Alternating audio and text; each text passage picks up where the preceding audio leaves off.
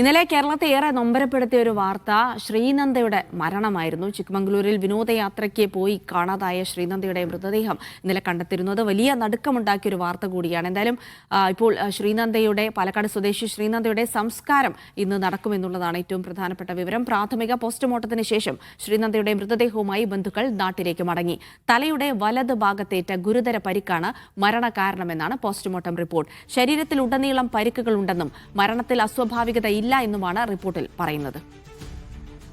ഷഫീഖ് നസ്രുള്ള വിവരങ്ങൾ നൽകും. ഷഫീഖ്, ഇന്നലെ കേരളത്തെ നൊമ്പരപ്പെടുത്തിയ ഒരു വാർത്തയാണ് ശ്രീനന്ദയുടെ മരണം. അതിന് പിന്നാലെ പോസ്റ്റ്മോർട്ടം നടപടികളടക്കം പൂർത്തിയാക്കിയിരിക്കുന്നു. പോസ്റ്റ്മോർട്ടം റിപ്പോർട്ടിൽ പറയുന്ന ഏറ്റവും പ്രധാനപ്പെട്ട വിവരങ്ങൾ എന്താണ്? ഒപ്പം തന്നെ സംസ്കാര ചടങ്ങുമായി ബന്ധപ്പെട്ട കാര്യങ്ങളും.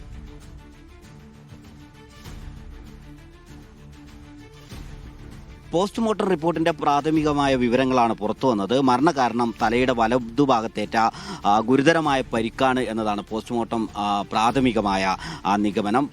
ഈ വീഴ്ചയിൽ സംഭവിച്ചതാവാം ഇത് എന്നതാണ് ഏറ്റവും പ്രധാനപ്പെട്ട ഒരു കാര്യം. ശരീരത്തിലുടനീളം പരിക്കുകളുണ്ട്. പലയിടത്തും അസ്ഥികൾ പൊട്ടിയ നിലയിലാണ്. ഇത് ഉയരത്തിൽ നിന്ന് താഴേയിലേക്ക് 1500 അടി താഴ്ചയിലാണ് മൃതദേഹം കണ്ടെത്തിയിരുന്നത്. ഈ വീഴ്ചയിൽ ഉണ്ടായതാവാം എന്നതാണ് നിഗമനം. മറ്റ് അസ്വാഭാവികമായതൊന്നും തന്നെ ഇല്ല എന്നതാണ് പോസ്റ്റ്മോർട്ടം റിപ്പോർട്ടിൽ പറയുന്നത്. ഇന്നലെ ഇൻക്വസ്റ്റ് റിപ്പോർട്ടിലും ഇക്കാര്യം തന്നെയാണ് വ്യക്തമാക്കിയിരുന്നത്. അസ്വാഭാവികമായതൊന്നും ഇല്ല. ശരീരത്തിൽ വസ്ത്രം കീറിയ നിലയിലായിരുന്നു. പക്ഷേ അത് ചില്ലകളിൽ കൊണ്ടതുകൊണ്ട് കീറിയതാവാം എന്നതായിരുന്നു ഇൻക്വസ്റ്റ് റിപ്പോർട്ടിലെ നിഗമനം. പോസ്റ്റ്മോർട്ടം റിപ്പോർട്ടും സമാനമായ സ്വഭാവത്തിൽ തന്നെയാണ് പറയുന്നത്. തലയുടെ വലതുഭാഗത്തേറ്റ ഗുരുതരമായ പരിക്കാണ് മരണകാരണം. മരണകാരണം അത്തരം ഒരു വലിയ ഗുരുതരമായ പരിക്കുണ്ടാവുന്നതിന് കാരണം വീഴ്ച മൂലമാവാം എന്നതാണ് നിഗമനം. അതോടൊപ്പം ശരീരത്തിൻ്റെ പല ഭാഗത്തും വലിയ മുറിവുകളുണ്ട്, ചതവുകളുണ്ട്. അതോടൊപ്പം എല്ലുകൾ പൊട്ടിയിട്ടുണ്ട്. ഇതൊക്കെ 1500 അടി താഴ്ചയിലേക്കുള്ള വീഴ്ചയിൽ സംഭവിച്ചതാവാം എന്നതാണ് പ്രാഥമികമായ നിഗമനം. ഞാനിപ്പോൾ ചിക്മംഗ്ലൂരുവിൽ തന്നെയാണുള്ളത്. ഇതിൽ മുകളിൽ കാണാവുന്ന ഈ വ്യൂ പോയിന്റിൽ നിന്ന് ആണ് ഏറ്റവും ഒടുവിൽ കാണാതായിട്ടുള്ളത്. അവിടെ നിന്ന് താഴെ ഭാഗത്തേക്ക് പിന്നീട് 3-ാം ദിവസം നടത്തിയ തെരച്ചിലിലാണ് മൃതദേഹം കണ്ടെത്താനായത്.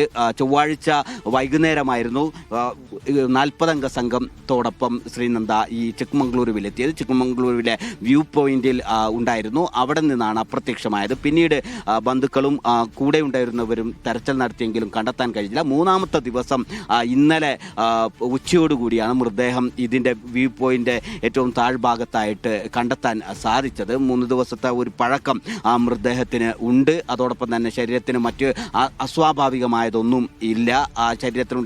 വസ്ത്രത്തിലുണ്ടായിരുന്ന കീറലുകൾ അത് ചില്ലകളിൽ കൊണ്ടതുകൊണ്ടാവാം എന്നതാണ്. വീഴ്ചയിൽ വലിയ പരിക്കുകളുണ്ട്. ശരീരത്തിൻ്റെ ആകെ ഭാഗങ്ങളിലൊക്കെയും ചതവുകളും ഒടിവുകളും സംഭവിച്ചിട്ടുണ്ട്. അസ്ഥികളാകെ പൊട്ടിയ നിലയിലായിരുന്നു. ഇത് വീഴ്ചയിൽ സംഭവിച്ചതാണ് എന്നതാണ് പ്രാഥമികമായ പോസ്റ്റ്മോർട്ടം റിപ്പോർട്ട്.